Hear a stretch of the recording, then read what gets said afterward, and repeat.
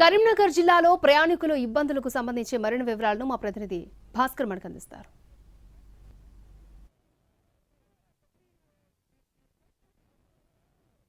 RTC సమ్మె ప్రభావంతో బస్సులు డిపోలకే పరిమితం అయ్యాయి. బస్టాండ్లన్నీ కూడా ప్రయాణికులతో కిటకిటలాడుతూ ఉన్నాయి. అర్ధరాత్రి సమ్మె డిక్లేర్ కావడంతో ప్రయాణికులు ముందస్తు ఏర్పాట్లు చేసుకోకపోవడం అనేది ఈ బస్టాండ్లన్నీ కిటకిటలాడడానికి కారణంగా చెప్పుకోవచ్చు. మనతో పాటు కొంతమంది ప్రయాణికులు ఉన్నారు. వాళ్ళు ఎక్కడికి వెళ్తున్నారు ఏంటనే విషయాలు వాళ్ళతో తెలుసుకుందాం.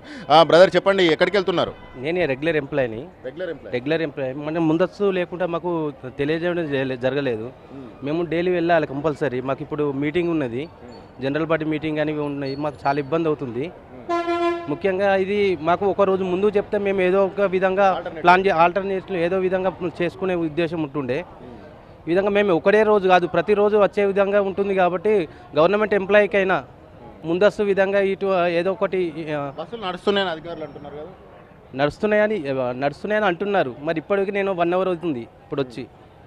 నేను 10 వరకు ఉండాలా, లేదంటే మాకు కూడా ఇబ్బందే కదా. అమ్మా ఏడిపోతున్నావు? సిరిసిల్లకు పోతాను.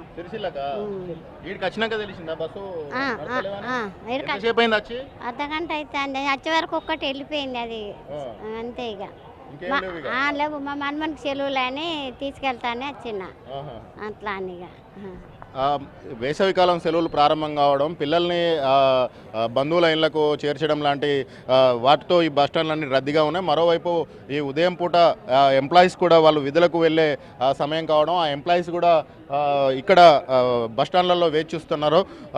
వాళ్ళని ఒకసారి పలకరించే ప్రయత్నం చేద్దాం. మేడం చెప్పండి, ఎక్కడికి వెళ్తున్నారు? రెగ్యులర్గా వెళ్తాను. ఎంప్లాయీ ఎంతసేపు అయింది మేడం వచ్చి? చాలాసేపు అవుతుంది. ఒక బస్సు లేదు కదండి, నడుస్తా ఇవ్వలేదా? బస్సులు నడుస్తామనే సమాచారం మీకు ఇవ్వలేదు ఆర్టీసీ అధికారులు? ఏమో తెలియదు కదండి.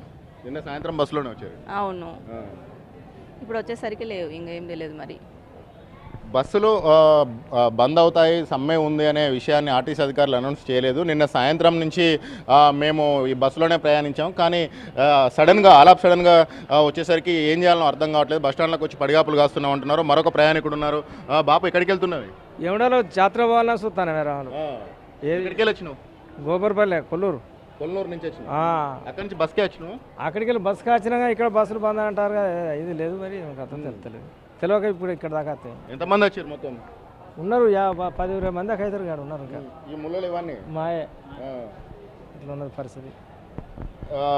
సామాన్తో వేములవాడ పుణ్యక్షేత్రానికి వెళ్ళడం, కరీంనగర్ అంటేనే పుణ్యక్షేత్రాలు ఉంటాయి. అటు పుణ్యక్షేత్రాలకు వెళ్ళడం, ఇటు వేసవికాలం సెలవులకు పిల్లల్ని బంధువులకు తీసుకెళ్లడం, పొద్దున పూట ఉదయం ఏదైతే ఉద్యోగులు విధులకు హాజరు కావడం, వీటన్నిటితో ఇక్కడికి తెలియక కనీసం సమాచారం తెలియక మేము బస్టాండ్లకు వచ్చి ఇబ్బందులు పడుతున్నామని చెప్పేసి ప్రయాణికులు వాపోతున్న సిచ్యువేషన్ కనిపిస్తూ ఉన్నది.